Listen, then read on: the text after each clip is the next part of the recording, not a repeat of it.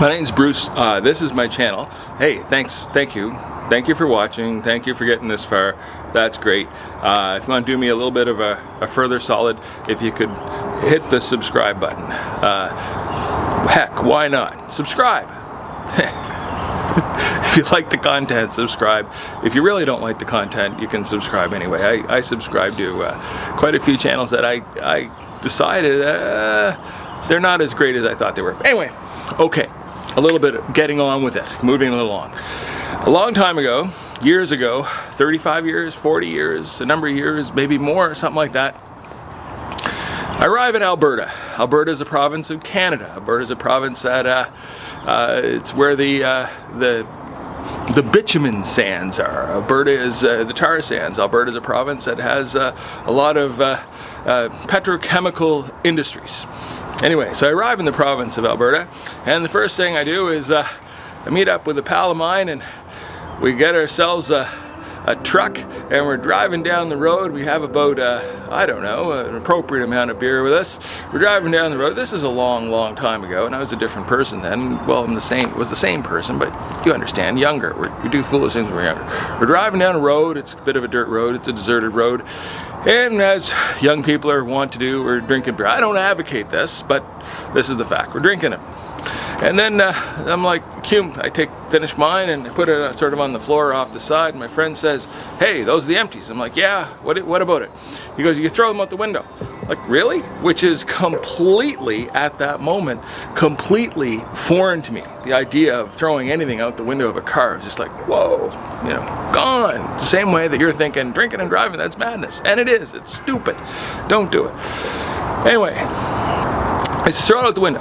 Okay, and then he explains. He says, here in Alberta, there's a deposit on these things. It's about 10 cents or 15 cents or 5 cents or 20 cents at the time, 40 years ago.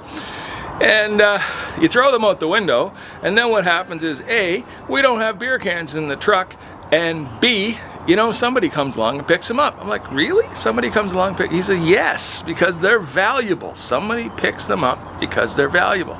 Okay, so right now I'm in the province of Ontario, a different province in Canada.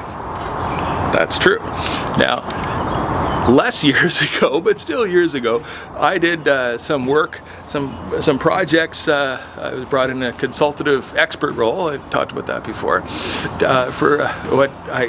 The guy that was my sort of liaison, he told me that there was the largest aluminum recycling company in Canada, or the North America, one of those. And what this company did was they did castings. They cast engine blocks. They cast engine blocks. They cast the tops of engines, cylinder heads. They cast other things out of aluminum, and they're doing aluminum castings. That was their thing. And the company had previously been owned by one of the giants of the automotive industry, if you can imagine. I mean, F giant.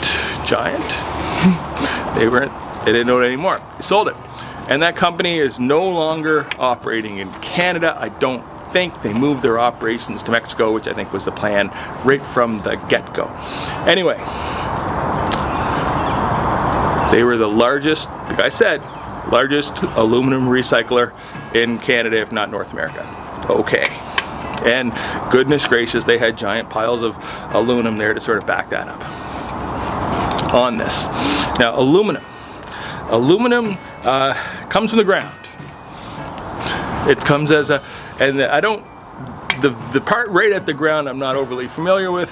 I haven't, no one hired me to do that, but anyway, aluminum comes from the ground, and then it gets made into there's this stuff, bauxite. Bauxite, I'm not sure if the bauxite is what comes from the ground or what bauxite is, like an intermediate stage material. But bauxite. Then what happens is the bauxite gets brought to a place where it's made into aluminum. You may have heard of Alcoa, the aluminum company of America. You may have heard of Alcan, the aluminum company of Canada. Fast forward a bit, in another role, I'm doing some work with the Aluminum Company of Canada. I'm touring their facilities, and I'm seeing massive production on a massive scale, really unimaginable. And if you want to make aluminum, really what you have to have is electricity. And well, in the province of British Columbia, in the, I think the 60s or late 50s, one of those, the province of British Columbia actually built a town, and they built a hydroelectric dam. The town was Camano, yeah, I think it was Camano, near Kitimat. Built the town of Camano and the Camano Dam, and the purpose of this dam was to supply electricity to the Aluminum Company of Canada, and that begot the aluminum industry. And then before that, actually, the aluminum in the province of Quebec, because Quebec has an abundance of electricity. So, and the Alcan headquarters is in Montreal, or was at a long time ago at the time when I was there. It was in Montreal. It was a very impressive building, I must say, and the president of the company is a lovely person. Anyway, aluminum. So you take the bauxite, you use electricity, and you electrolysis, and you make bauxite refined further into aluminum. That's the explanation. Now,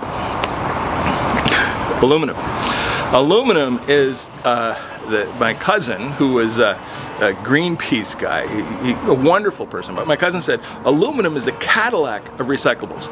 It is, because you go from the ground, it takes a tremendous amount of energy to get the stuff from the ground, it takes a tremendous amount of energy to get the bauxite material from, a lot of it comes from Australia. You move it from Australia to Canada or wherever, it's going to be processed into aluminum, a tremendous amount of energy. So if you can skip all that, better. Okay, so this morning I picked this up. I don't know if that's going to focus on that or what. I hide here. There, I picked this up. This is a can from this video, of course, is not sponsored. Nobody sponsors this. This is madness.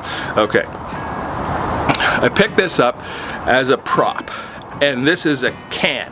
I'm in the province of Ontario. The province of Ontario does not have, remember my story about drinking beer in Alberta, does not have a deposit on aluminum cans. It might have on beer cans, but I no longer drink beer, whatever. Okay, but I actually did a lot of work for beer companies, but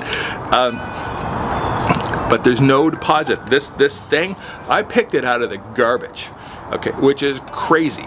If you knew how this item came to exist in the world, from being in the ground and then bauxite ore, further electrolysis into aluminum ingots or sheets, then sent to another plant, and then stamped into aluminum cans. And the number of aluminum cans that are made in North America on a daily basis would blow your mind. I think it's in the billions, billions. It's massive.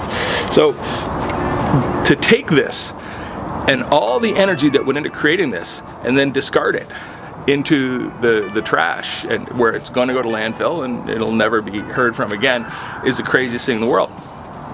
And the province of Ontario does not have this idea of a deposit on containers, a deposit on aluminum containers. It could be any containers, but aluminum in particular is a Cadillac of recycling. And then recycling, if you're watching this, it means you're on YouTube. There's probably a ton of other YouTube videos that are talking about how recycling in North America is really, it's a bit of a scam, and it is. Basically, nothing gets recycled. It's not literally nothing, but it's very, very close to nothing in the big picture. Okay, so the same decision makers that brought, in an earlier video I talked about the nuclear idea, and the idea of if you have nuclear plants, maintain them. If you're thinking about building a new nuclear plant, don't. Small modular nuclear reactors, no. The same people that brought you these decisions, that's not true. I mean, this has been in existence forever, but recently, within the last couple of weeks, in the dead of night, in like a one-line message sent to whoever, it said, you know that idea that we had about we're going to have deposits on containers and have a recycling program and all this stuff and etc., etc. You know that idea? Yeah, forget about that. We're not doing it. We're not doing it. Which is straight up madness. And it is a symptom.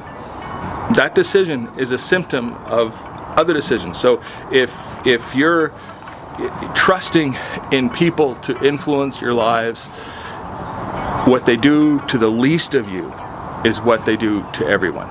And this idea of having no deposit, no return, it's wildly inappropriate. That's it. Anyway, my name's Bruce. This is my channel. Thank you for watching. There you go. Oh, and if you could leave a comment, that'd be great. Someone left a comment in a video, maybe the last video, I'm not sure what order these show up in, because it's in the future, I can do it. But someone left a comment that said I should do a video on something with sort of a Swiss name. But the summary is that sometimes people have a little tiny bit of knowledge and it imbues you with confidence. And it imbues you with the confidence to extrapolate beyond your knowledge, and that's a thing. And it might have been a side-eye shot at me, and if it was, that's cool. And if it wasn't, that's cool. Either way, I thought it was a great comment. Anyway, thank you very much. I hope you enjoy these videos somewhat. If you find it entertaining, you know, if you find it entertaining at all, oh, this shirt, someone says, what's that shirt about? I'm like, I have no idea. I don't know. I got it free with another shirt. But I thought that it's got a drink in it, and so I have this, I thought it would fit in. Anyway, thank you very much. My name's Bruce. If you could subscribe to my channel, great. I appreciate it. Thank you. Bye now. Off to space.